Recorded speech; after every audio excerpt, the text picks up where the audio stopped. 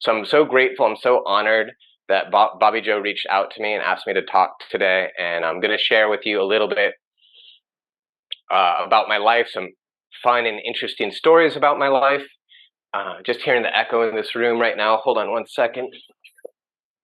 And like some of the lessons I learned along the way about mindfulness, and about working with mindfulness in one's own life and working with mindfulness with youth and with kids in particular. And these are lessons that I hope that you can take back with you, not just for your own personal journey, definitely for that, and also for your work directly with youth, but also if you're working in an organization that supports youth and has concepts of supporting youth with mindfulness practice. I hope some of these lessons will hit home and be useful, and it might even impact how you relate to your friends and your family. So without further ado, let me take you back to a scene. I was 17 years old. I had snuck into the Four Seasons Resort, which is just down the street. I'm up here in Maui Meadows. I'm in the house actually where I was born and raised, now in the downstairs apartment. And we were pool hopping, and it was with my soon-to-be girlfriend, my later-to-be wife, and one new message. Yeah, feel free to drop any questions. Perfect. We'll take questions at the end. And it was just beautiful, the stars, the ocean, the 40-foot tall water fountain falling into the pool, and I was filled with like teenage angst. And but here she was so bubbly and she was so happy, and I was like, how do you do this? Like, how do you be this happy? Like, you seem very smart. Like, what is it? What's your secret? And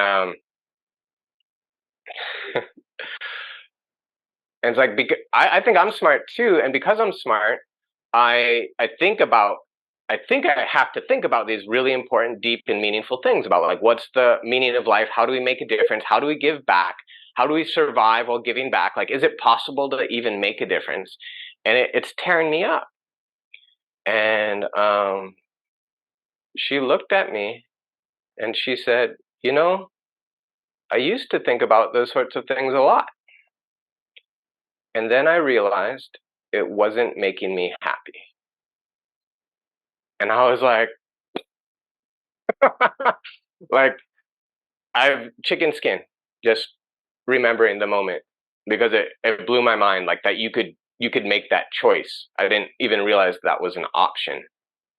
And we got together. The relationship didn't last, but we later ended up actually getting married. And more about that coming up. But first, let me better introduce myself. My name is Gabriel Michael Greenwood Audant. I was born and raised here on the island of Maui. Went to college in Los Angeles. Came back to Maui, lived a few years in New Zealand. Came back to Maui, lived a few years in California. Came back to Maui. Started a family. And eventually started and continuing to run Mindful Martial Arts, which is, so I'm the founder and owner of Mindful Martial Arts. We are an organization serving over 100 students, both kids and adults, though we're transitioning to be only a kids program right now for ages 4 through 17. And what we do is we teach them self-defense and mindfulness skills. And I'm a big believer in the idea that you can't really properly do mindfulness or personal growth work in general unless you have a safe space, unless you have a safe setting. Back in the days, they did not going to go into that. And that safety, when you can physically defend yourself, then it provides an opportunity for you to energetically and verbally defend yourself. And then you can have that safe space. And then you can have actual deep personal growth practice. And that's sort of what I found. And I'm going to talk about my choice that I was given when I was 10 years old between Buddhism and Catholicism, and how that's impacted me, and how it's helped me, and how it's hurt me, and how I'm like still trying to integrate it into working with youth. And we're going to have a breathing exercise, and I'm going to share with you why breathing has been so powerful, and more lessons along the way, more anecdotes along the way. I was 10 years old. My mom called me into her room. She summoned me into her bedroom. which was also her meditation room, which was definitely not my dad's bedroom because my dad had been sleeping on the couch for years. Okay, and she's got her chair set up with a high back, which is kind of like her throne, and she's facing out the ocean view, and on her right is her altar with all of her altar objects. And I'm standing between her and her altar, and she's like facing like this, and she turns to me and she goes, Gabe, I want to give you a choice, because I never had a choice. But I think it's very important you grow up with some sort of spiritual, religious training or education. So what is it? What do you want to be? Do you want to be Buddhist or do you want to be Catholic? And I was like, what do you mean? Like, if I'm Catholic, then we as a family have to go to church every Sunday the way we've been going the last few months? And she goes, that's right. And I said, okay, and if I'm Buddhist, I don't? And she goes, yeah. And I go, Buddhist. And she's like, hmm. And because I knew two things were going on in her head. One, she was glad I chose Buddhism, right? Because she chose Buddhism. She was raised Catholic, and then she was really had a spiritual yearning, but she couldn't be an altar boy. She couldn't go and progress along the spiritual path within Catholicism. And so she got really upset and she got rid of it. But then during the hippie trail of the 70s, she went through India, she went through Nepal, she found Buddhism. I mean, she really found it. She got a lama, and with my dad, they brought him back to California. They started a Tibetan Buddhist retreat center in the Santa Cruz Redwood Forest. She became the first director of that retreat center. It's still running to this day. And then she became a closet Buddhist, actually, because she didn't tell anyone here. She was working for what was then Maui Community College, and she started the non-credit division of Maui Community College. And she developed all these customer service training programs that she sold to the hotel. But she imbued all of that customer service training with like underground values, Buddhist values like compassion and empathy and mindful awareness and all the good secular stuff, right? And she pulled out all the religious trappings, and so that was her trip. But she was still privately studying Buddhism very strongly. So she liked that I chose Buddhism, but she didn't like that I chose it just to get out of work. So what she did, being a PhD from Berkeley and heavy hitter, she decided to go and start a Buddhist kids camp. They called it a family camp.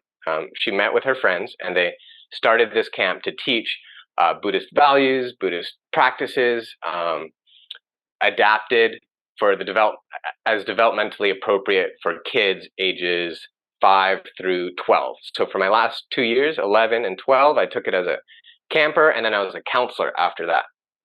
And right away, I started to put some of the practices into work, and it was useful for me because at the age of 11, I had just gotten into Seabury.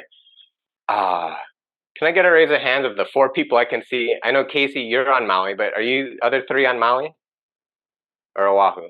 Raise your hand if you're on Maui. No, raise your hand if you're on Oahu. 1. And then where are you other 2 from? Oh, clapping, Sam's clapping. Glenda, Arlene, where are you 2 from? Lanai. Yeah. Perfect. And Arlene? Hi, I'm from Maui. Oh, you're from Maui. Okay, so you're familiar. Seabury, especially at that time, it was like, I didn't know there was anything over in Lahaina side. I was like, this is the one and only college prep school. Like, my mom was preparing my whole life so I could go to this school. I was studying and taking tests, and all of my friends had gotten their acceptance letter before me. Actually, it was just one friend, but he got it like a full week before mine came, and I was just biting my nails. Like, my whole future was hanging. And then when I got my acceptance letter, I was so happy, and I went, and it was so beautiful. But then after about 2 or 3 weeks, I was starting to get really depressed because I had 3 hours of homework every night. And with the hour-long bus commute, and then 10 minutes to get back and forth to the bus, and the time waiting for the bus, and time for dinner and shower, like, I had 0 time. And then on the weekends, I also had homework.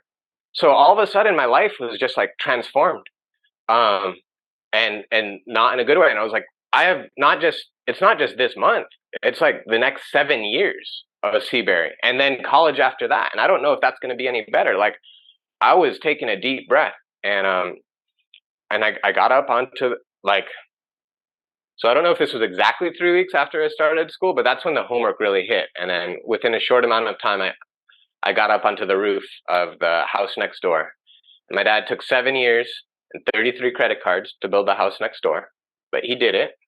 But in that time, and he later lost it, but that's fine. In that time, it was a construction site. So I got up on the roof and I looked down, and it was a 60-foot drop onto gravel. And I calculated my chances. And I remembered the story of the skydiver who hit the ground and bounced, and he survived. And I was like, okay, so that's always an option. You survive and then you're crippled. And then there's the other option: you don't survive and you leave your family behind. And my family was good to me, right? So I didn't want to hurt them like that.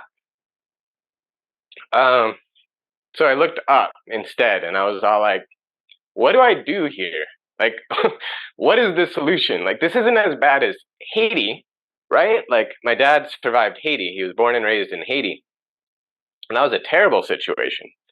And maybe because of my little bit of Buddhist training, and we had been going to these Tibetan Buddhist retreats that were for adults my whole life, but I just got some of it by osmosis too. Maybe that is what supported me to realize that I could change my life and my world and like my disposition. I could do it internally. I didn't need to fix anything on the outside world. I could like make a choice. And in that moment on that roof, I made the choice that I was going to enjoy schoolwork, and I was going to enjoy learning, and I was going to get good at it. And I put everything off to the side. I petitioned my parents to get rid of the television because I realized I was addicted to TV and I wasn't going to be able to do it with the TV. And my mom fought it, but we got rid of the TV. And I got good. I graduated at the top of my class. I was fifth in my class of '01. And then I went to the fifth best college in the country, Pomona College, Claremont Colleges. So like ostensibly, it worked. So Buddhism like helped me.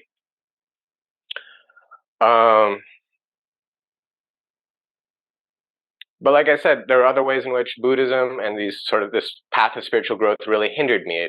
It caused me to think that everything was meaningless that we were doing, that material accomplishments were worthless. Like the Buddha's message was like, life is suffering, right? And the cause of our suffering is our attachment to worldly things, to what they call samsara, or our aversion to things. So wanting things or not wanting things, that's what causes suffering. So the only way out is to follow a spiritual path, which involves ethical living and kind of like purification and meditation practice. And so that was a hard thing to swallow as a youth, being surrounded by people who are like involved in life. And so I got bullied, and I didn't care because I was like, oh, I'm living a much more meaningful life than you guys, so I don't care if you're going to bully me. But it started to get serious where they said, oh, I think I can beat you up. And then they'd say to his friend, you think I can beat him up? I think I could beat him up. Gabe, what do you think? You think I could beat you up? And I just like shake my head and walk away. And then he'd be like, what? You think you can beat me up? Oh, we should fight. We should find a time to fight. And this kid, shout out Gabe Audant if you're out there. He was picking up his hair in an afro. He's trying to prove something. And I ultimately squashed that. I found a way when he was talking rubbish to me. I jumped him and I put him in a headlock and I ground him down to the ground. I said, hey, do you think you can beat me now? Think you can beat me up now? And he's like, what? I'm like, do you think you can beat me up now? And he's like, no. And I'm like, okay, good. And I let him go, and I never had that issue again. And I was just so thankful that was all it was. My stepbrother, Jesse, he was less lucky. He learned karate, which you'd think would be good, right? But someone took his watch. I think they borrowed his like fancy watch, and then they wouldn't give it back. It was like a group of 5 boys. Like he was learning karate for self-defense. So he like got his hands up and he just started punching. And he just like started hitting kids in the nose and in the face and got them all bloody, and he got his watch back, but he also got severe discipline from the school, and then he felt it was unfair and they quit the school. And it was like, you need to be careful when you're teaching kids how to do self-defense and which art you choose to teach them. And that's why, I'll talk about this later, why jiu-jitsu is so powerful for me. um, so mindfulness practice also got me in, so it got me in trouble, it helped me. That's the theme. And it got me in trouble in the spring of 2004. I was 20 years old. I just studied abroad in Cuba. I had had a great experience in Hana the summer of 2003. It was like very deeply spiritual. I came out of it being like, this is what I want, is I want to feel like this about life all the time and be connected with people. Nothing needs to be, I don't need like an accomplishment. I don't need a nice car or nice clothes or anything to feel good. I can find it inside. And it felt so good. But then fall of 2003, I studied abroad in Cuba. And I was going to go to Haiti afterwards to see my dad's homeland, but there was a political coup. So I ended up spending a week in Jamaica alone during Christmas, and then a week in Costa Rica. My friends were supposed to join me to go on a surf trip in Costa Rica, and they just didn't show up at the airport. I was waiting all day for them. Then I came back, there was an email, they weren't there. And so I spent a week alone. I spent a lot of time alone during that whole time. I went into like a pretty deep depression. And I was like, wait, it's all on me to make life good, and I can't do it. And that's hard. And then I came back home, and I was about to go back to college. And I was like, you know what? I can't go back to college right now. I need to figure this out. And so I petitioned my mom. She said, fine, you can stay at home. And so I'm staying at home. I have to be quiet because she's writing the book. No, none of my friends are on island. They're all away at college. Nobody's hiring, which is fine because I'm not really looking. And I just start to like try to meditate. And I just start to try and meditate every day. And I try to take every day just very slowly and carefully. And one moment in particular, I got up out of bed and I was kind of feeling lethargic. I was kind of feeling, like walking around like this, like didn't have energy. And I said, this is ridiculous. Like, how can I not have energy? My whole job right now is to figure out how I can enliven my spirit. And so I looked in the mirror and I was like, capoeira guys, they kind of like, they do this thing and they seem like all happy and boisterous. Can I do that? And so looking in the mirror, I started to like move back and forth. I started to breathe. And I started to connect with something inside that's like a little, I call it an internal heater. Sometimes I think in the Chinese tradition, they have something called the triple warmer. But I connected with some autonomic nervous system that we don't have direct control over, but that we have influence over. And I was able to activate it and get my energy lifted. And then I started living from that place. And I started to get pretty high just from the spiritual practice of doing it. And every day I was sitting in meditation for hours every day. And I was getting more and more like, I was like, I'm becoming enlightened. Right. And that was my jump this is another danger of mindfulness practice. Okay. Like if you're taking notes, danger of mindfulness practice. The concept of enlightenment within Buddhism is potentially strongly dangerous because it can lead to these delusions of grandeur and to mental instability. And that's what I suffered. I suffered mental instability, and I can come back to parts of that, but ultimately fear came in and I got fearful and I was in a very high vibrational state, but it wasn't just positive, it was also positive and negative. So I was going back and forth between positive and negative. And then I got scared to go outside the house, and I was in the house. I moved in with my dad, and for about 3 or 4 months, I couldn't leave the house. And my mom was saying, we need to get you a diagnosis, we need to get you medication. And my dad, who's like very voodoo and Buddhist oriented, he was like, no, this is a spiritual journey, you can kick it. And I was trying to do that, to like just kick it spiritually, and it wasn't working. Like I needed help, I needed pharmaceutical help. And and that was hard, especially with my dad not supporting that. But I finally did take it, and it stabilized me, it grounded me, but it also made me like low, like depressed. Like not just depressed, but lethargic. Like I had no energy. And I was like, okay, I guess I'll do this now. I guess I'll do that. And I had no energy for life, but at least I wasn't crazy anymore. So I was like, okay, I'll take that.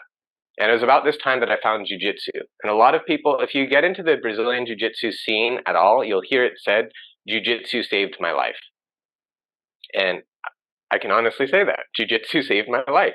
At that point, it gave me, I went into my first session not knowing what to expect. I had this feeling I need to wrestle. And I told my body worker, because I had issues with my back.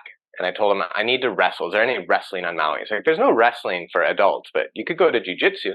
So I went to this jujitsu class. They gave me the jacket, and these old men just threw me around on the mat and totally manhandled me. And like I was fighting for my life, and I didn't get hurt at all, but I got choked out a couple times. I got armbarred a couple times, and I came out of the room and I was gasping for air. And we were down in Kihei, and the air was just as hot and heavy outside the room as inside the room. And like I felt like I couldn't breathe, but it was amazing. And the next day, my entire body was sore, but it was amazing. And what I noticed was that my mind started to clear up and my energy started to come back. And I was like, oh, that's spiritual practice too.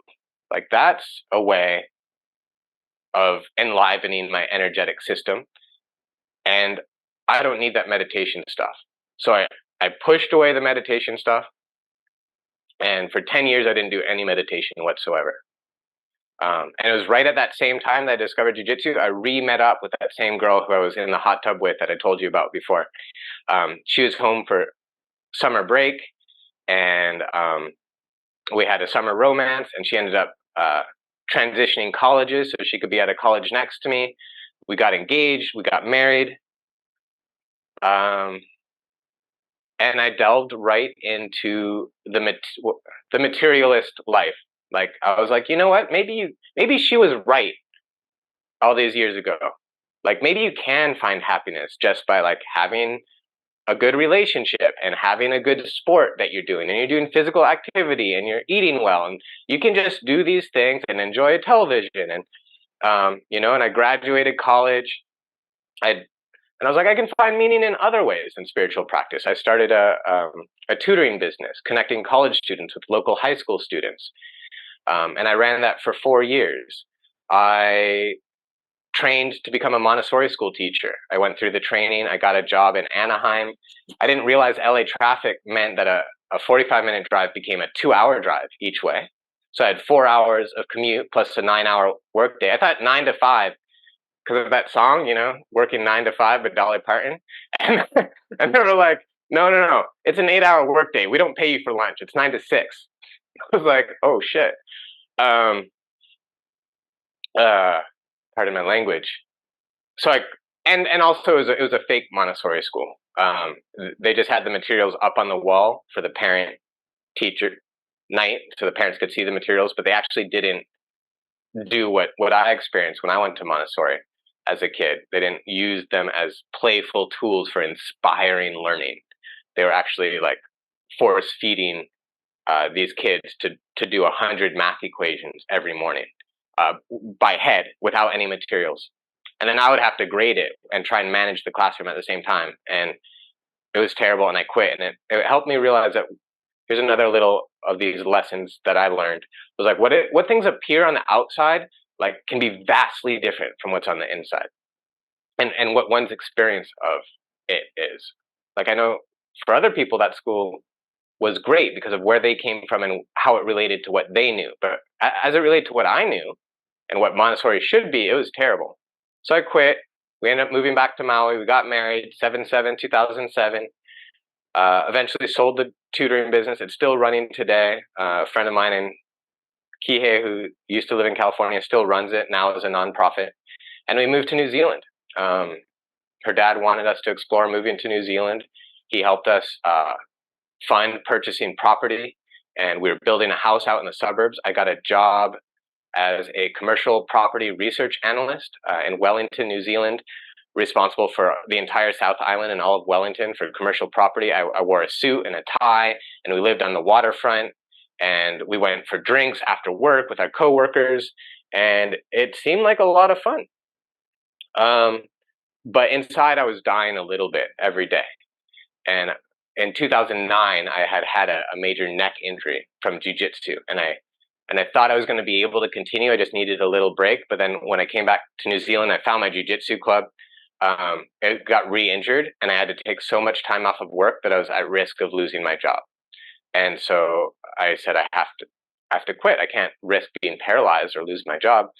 And then I didn't have something that was fueling me, and the meaninglessness of the work that I was doing sort of ate at me. Like everyone was just, and I won't go into it. I can go into it later if it's relevant, but they just weren't my people. They didn't have my values, and I was realizing that my wife at the time, she didn't have my values either, and she was getting caught up in her TV shows and her drama at work, and our marriage fell apart. She ultimately ended up cheating on me, which was the best gift that happened, because otherwise I would have stuck it out. You know, we had a 2-year plan. We had a house 3/4 of the way built, and we had the plan in 2 years we we're gonna start having kids. And then when I found this out, I was like, oh, that's it. And she was denying it until we were in the therapist's office, and she was denying it. And I was like, okay, thank you so much, because I read the emails. Like, I know what's up. Thank you for making this easy. We're done. She's like, we're not done. I'm like, thank you. Like, have a good journey. And I'm out. And I moved out within a few days.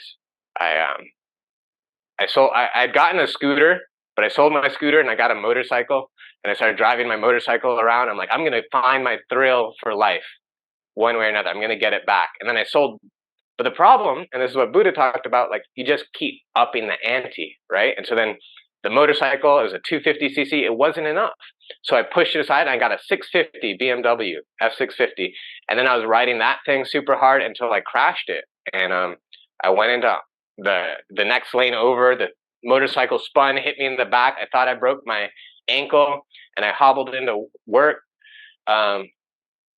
you know, on the Monday, and somebody came up to me, Graham Lundy, and he said, bro, someday we're going to be, if you don't calm down, we're going to be looking into a hole saying he was a good dude. And I was like, okay, noted. And I made plans to quit my job, because I was like, this job is killing me. Like, I can't sit down this much. Like, I need to move. I realized my body, for me, I need to move my body. So I got certified as a bartender. I quit my job. I got a job as a bartender. I decided to work on my social skills like that, because both my parents were PhD Berkeley students. And so the way they talked was like, here's a big idea, and like, here, let me just share my big idea with you, and let me share my other big idea with you. And so I thought that's how people were supposed to talk. But no one ever wanted to listen to me share my big idea. They would always just be like, cut me off.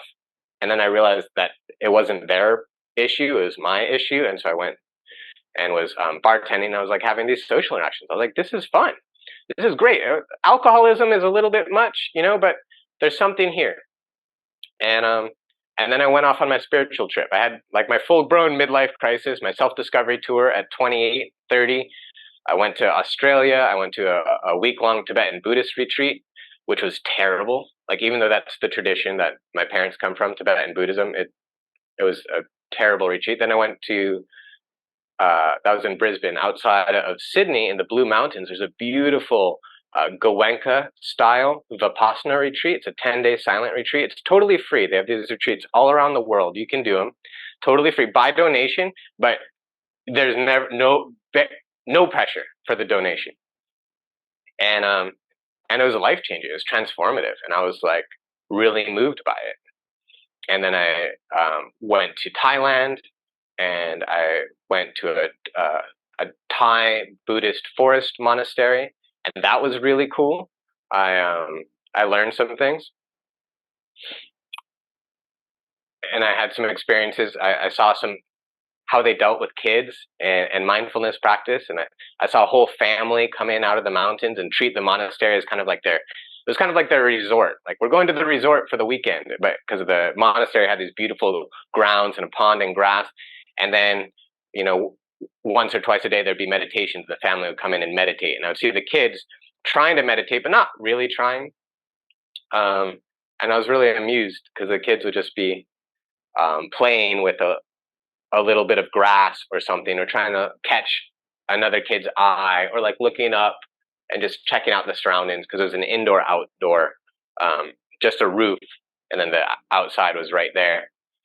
But every now and then the kids would snap into perfect mindful awareness. They would go into perfect posture, and I'm a pretty good read of energies. I don't see auras the way that people say they see colors, but I can read energy fields, and their energy field would go into this really deep meditation, and they would hold it for about 5 seconds, and then they would let it go, and it was no big deal. There's no grown up telling them, sit up straight, you got to do that.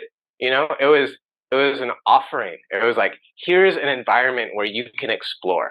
And I was like, I got to remember that. That's important. And then I continued my self-discovery world tour. I went to Bali and to Lombok, and I went big wave surfing. And I was like, maybe I could get back into surfing. That was a good thrill sport. And I caught this big wave in Bali, and it picked me up, and it lifted me over the falls, and it drilled me into the seafloor, onto the reef, and it just started drilling me. And it wasn't like the waves that I'm used to here on Maui, because on Maui, for whatever reason, the waves just kind of let you up after about 5, maximum 10 seconds, if you're actually counting. 10 seconds can feel like a lot, but it's not if you just relax. And so I just relaxed, and like, this will let me up. And then it just kept pounding, and it kept pounding and kept pounding. I'm lying there flat on my back, and I'm like, holy shit, what am I doing here? Like, I could die. Like, what would be the purpose of my life if I died right now? Like, this is ridiculous. I got to get out of here. And so I looked up, I looked around, and saw the coral reef head, and I put my foot up on put myself on a coral reef head to push myself up out of there. And then right at that moment, the whole ocean just shifted, and it dragged me across the reef. It ripped open my foot as if to say, like, yes, you do need to get out of here, and like kick me in the butt on the way, So my foot was all bleeding, and I was like, okay, I gotta stop. I gotta find something different than continually pushing the thrill factor as my way of connecting with spirit, what I call spirit.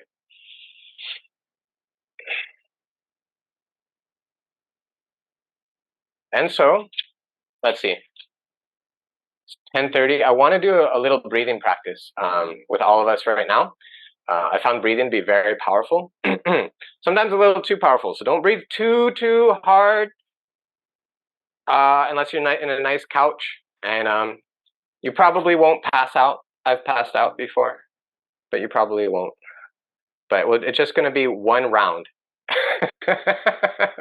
You're going to breathe in, breathe out, and let it go. You're going to breathe in and breathe out and let it go. And it can be through your nose or your mouth, doesn't matter. And at the end of the 30 breaths, you're going to let it go and hold your breath. And we're going to hold our breath for about a minute. And then after the minute, we're going to breathe in and hold it for about 15 seconds. And then we're going to let it go. And that'll be it. I'll stop the video. And I want you to notice how that affects your physiology, how that affects your mood. So let me share my screen here. Okay, can you give me a thumbs up if you can hear it? This is a guided breathing session. Good, okay, here it comes. Relax to the deepest. Lie down, sit down, whatever it takes. Relax. Are you ready? Here we go. Round number 1. Breathe in, breathe out, breathe in, breathe out. Just go with the flow of the breath. In, out, in, out, in, out, in, out, into the belly, into the chest, and let go. Like a wave. Make it circular. Fully in and letting go. Just keep on going.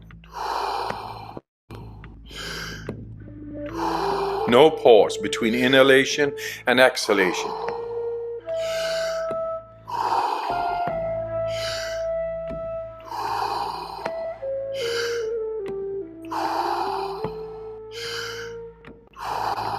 Ten more. Fully in let it go.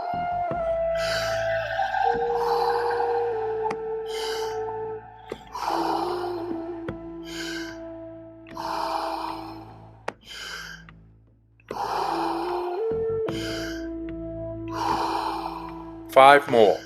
Let's give it all we got.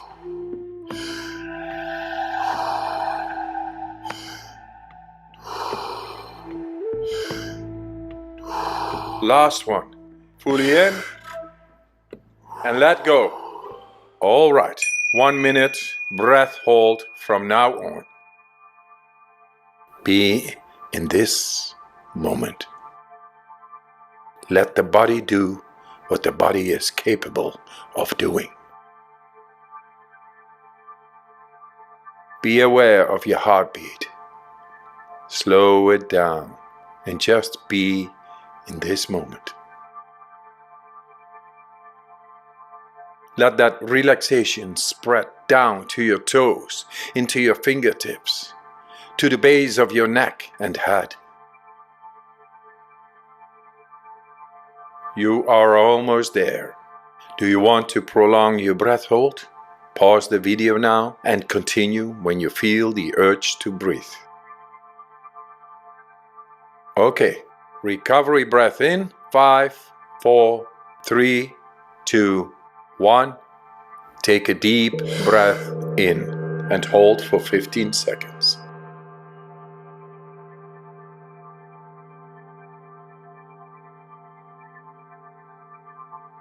Exhale in 3, 2, 1.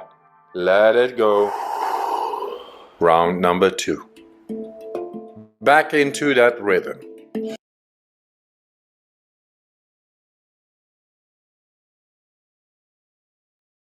Thank you.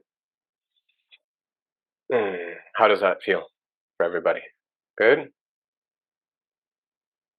I do that. I have an admin support I meet with twice a week, and we always do at least 1 or 2 rounds at the start of our meeting.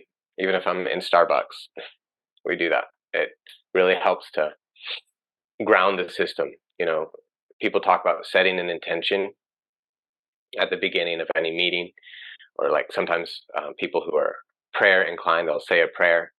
And this is kind of like our prayer. It gets us into this space. And I think what's important about what I'm trying to convey is prayer and meditation. It's not just a mental process. It's a physiological process. And it's about connecting with, sometimes people say their heart, right? Like your heart energy. You're connecting with something in your physiology. And if you're not affecting it at that physiological level, you're not going as deep as you could. So moving on.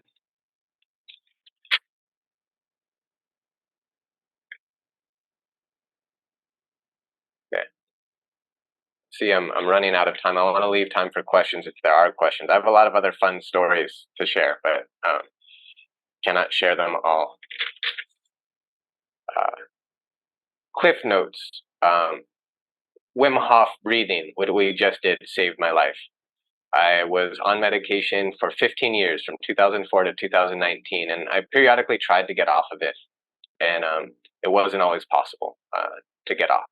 And it wasn't until I found some breakthrough therapies from a Western medical doctor that was helping. And then in 2019, just before my daughter was born, I was like, okay, I can get off. I went to New Zealand with my partner for her to give birth to our child.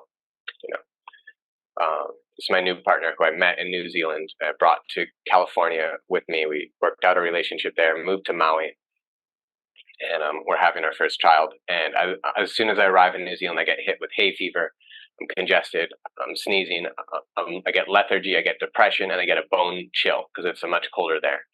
And I didn't have any of my medication to help balance out my mood. And my partner was like 9 months pregnant. She's like, "What are you doing?" And I did Wim Hof breathing every day, like 3 to 5 to 7 times a day, until I activated my internal system. And I kicked the hay fever, the lethargy, the depression, and the cold. And I was like, let's have a baby. And we did. We had a beautiful baby. And now we have 2. I tried a hybrid life. I tried a couple different things. Eventually, when I was between things, I met someone and had no idea what I was going to do. I tried to make all these decisions from the head, and he said, "What do you do?" And I said, "I have no idea. I just moved to Maui to go to massage school to be a healer because I think that would be meaningful." But as I was trying to fill in the enrollment form, like my body wouldn't let me continue. So now I don't know what I'm going to do.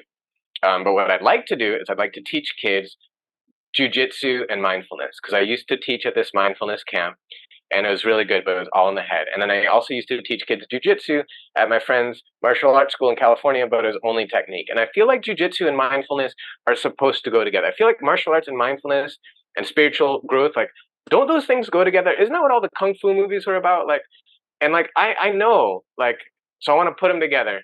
And he said, "Oh, well, I have a friend. She's a counselor at Kula Elementary School. They just implemented Goldie Hawn's social and emotional learning, mindfulness-based SEL program. Go and talk to her. She might be interested." And she was very interested.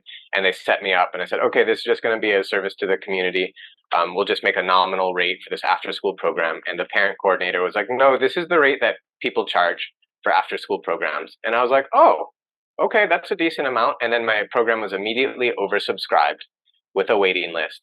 And I was like, "Oh, this could be this could be a like a way I make my money and like can support my life, and I could like do something meaningful and support myself at the same time. It doesn't have to be two separate things." Um, and so I've been doing that now for 5 years, since 2018, and it's been beautiful. We do meditation at the end with the kids. Um, some of the things I've learned about working with kids in mindfulness is keep it playful. I had a friend who she and I were talking about starting a community together, and she was into art and dance and expression therapy and gardening. And I said, "Well, what about spiritual practice?" And she goes, "I'm never going to meditate again in my life. My parents punished me by making me meditate. They said, 'You've been bad. Go sit in the corner and basically think about what you've done. Go meditate and clear your mind. Your mind is too active. Go clear your mind.'"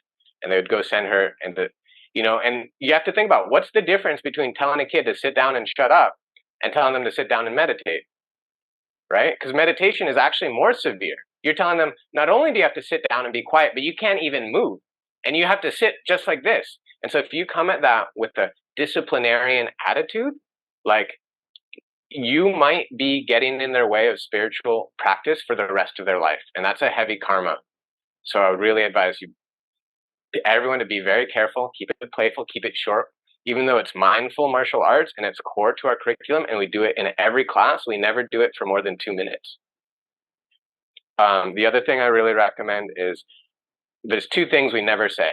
We never say clear your mind, and we never say open your mind, right? Because clearing your mind isn't possible. This idea that we have control over what comes up into our brain is a misconception by Westerner culture. Like, we don't have control. If you try to stop your mind, thoughts will come from the unconscious and they'll bubble up into your conscious mind uninvited. And it will do that for seasoned meditators who have been practicing their entire life. Your choice comes in terms of like what you do with those thoughts that come up, like how you relate to them. And as you do your spiritual growth, the quality of the thoughts that come up become better and they come at a nicer pace. But you can't say stop your mind, because that's just an exercise in frustration.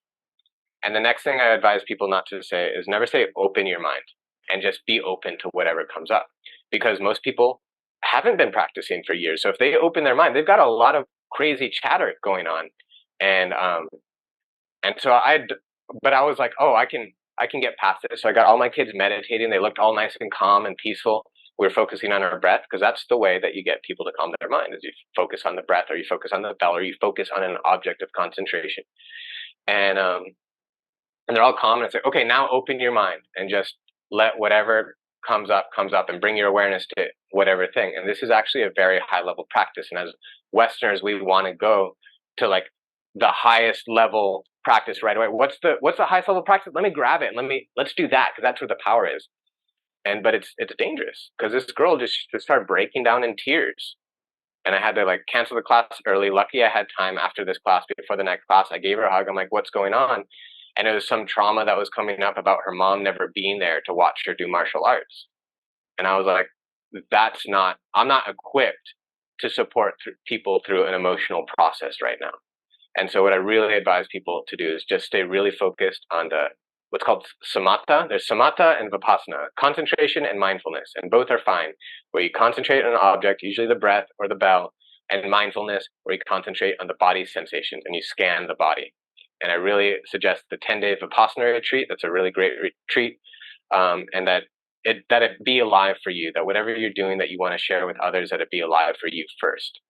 And I don't have my youth coaches that work under me, I don't have them do a particular mindfulness practice. They do whatever feels right for them in that moment. And I think that's important. And then I want to just show you a very short video, a 1-minute video, so you can get an insight into what it's like in the classroom, where mindful martial arts. So I'm going to share that, and then I'll pow, so you guys can ask any questions. Let's come here. Can you guys hear that sound? Yes? Okay, great. Oops.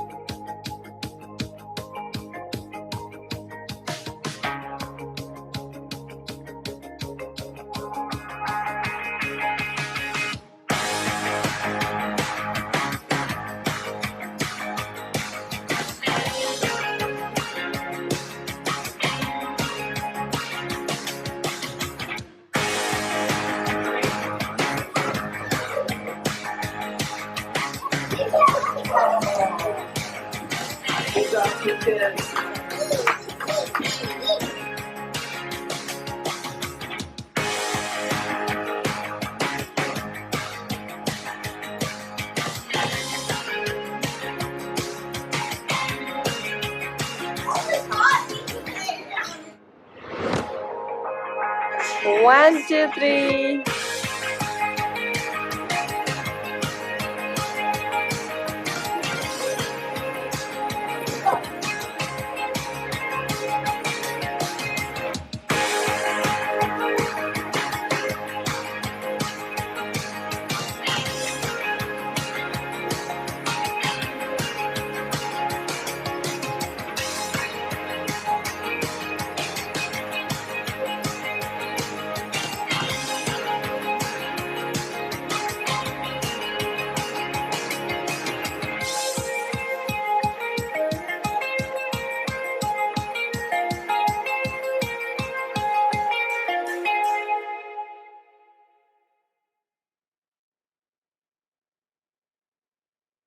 Okay, so that's a little peek into the program. I'm sorry I didn't get any photos or videos of the kids meditating, because it's always me leading the practice, so I can't photo and video, and I haven't got it together to ask someone to get on the mat and video when they're practicing. But I will do that soon. And I